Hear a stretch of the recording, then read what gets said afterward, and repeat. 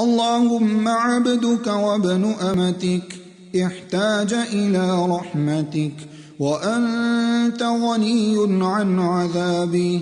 إن كان محسنا فزد في إحسانه، وإن كان مسيئا فتجاوز عنه. اللهم إن فلان ابن فلان في ذمتك وحبل جوارك، فقه من فتنة القبر وعذاب النار، وأنت أهل الوفاء والحق.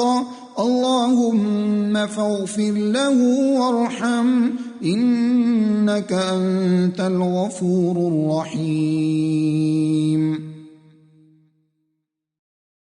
اللهم اغفر له وارفع درجته في المهديين، واخلفه في عقبه في الغابرين،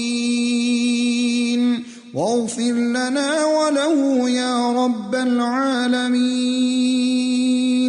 وافسح له في قبره ونور له فيه.